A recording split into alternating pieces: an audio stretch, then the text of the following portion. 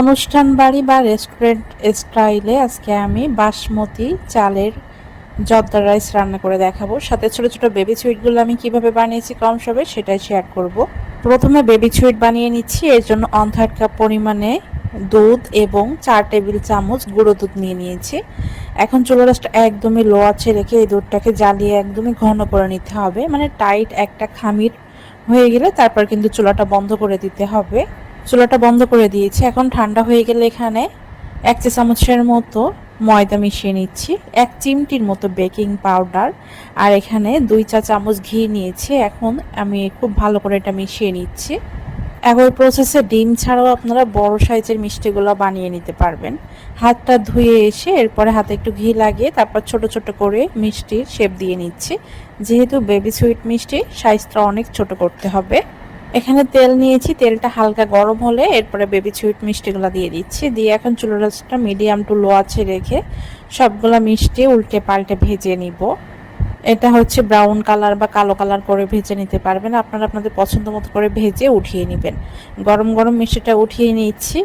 আর মিষ্টি ওঠানো হয়ে গেলে এখন মিষ্টির জন্য শিরা রেডি করে নিচ্ছি। এর জন্য এখানে 1/3 কাপ পরিমাণে চিনি, 1.5 কাপ পরিমাণে পানি দিয়ে ভালো করে বলক উঠিয়ে এরপর মিষ্টিগুলো দিয়ে 10 মিনিট জ্বালিয়ে আমি এক সাইডে রেখে দিব। অবশ্যই চুলাটা বন্ধ করে। জর্দা রাইস রান্না করার জন্য 1.5 কাপ পরিমাণে বাসমতি চাল নিয়ে নিচ্ছি। আমি এখানে ফরচুন ব্র্যান্ডের চালটাই নিয়েছি।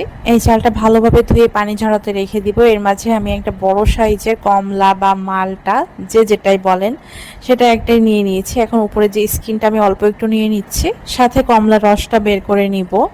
অন্য একটা পাত্রে আমি 1.5 লিটার পরিমাণে পানি গরম করে এর মাঝে আগে থেকে ধুয়ে নেওয়া বাসমতি রাইস দিয়ে দিয়েছি।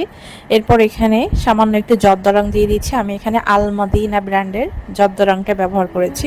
80% চাল সিদ্ধ হয়ে গেলে পানি ঝরিয়ে নিতে হবে। এখন আমি এখানে 1.5 কাপ পরিমাণে চিনি নিয়ে নিচ্ছি অন্য একটা পাত্রে, আর 1 কাপ পরিমাণে পানি নিয়ে নিচ্ছি।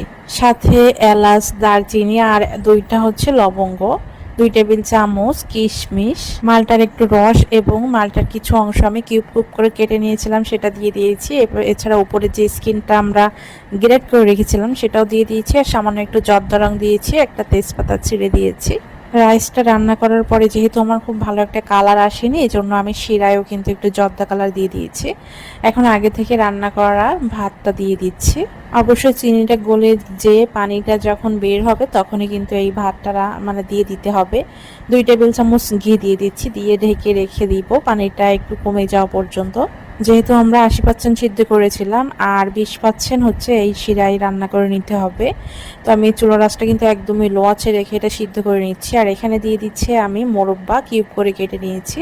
এ পর্যায়ে চাইলে যে কোনো ড্রাই ফ্রুটসও কুচি করে দিয়ে দিতে পারবেন। এখন ঢাকনা ছিদ্রটা বন্ধ করে আমি 10 মিনিটের জন্য রেখে দিয়েছিলাম ঢাকনা দিয়ে ঢেকে। আর 10 মিনিট চুলার আঁচটা একদমই লো আঁচে রেখে দিয়েছিলাম। এর মাঝে কিন্তু আমার জর্দা ভাত রান্না হয়ে গেছে, আর দেখেই বুঝতে পারছেন কতটা ঝরঝরা হয়েছে।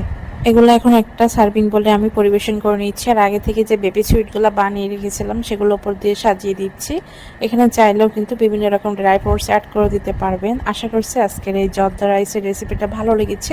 ভালো লাগলে অবশ্যই শেয়ার করে দেবেন।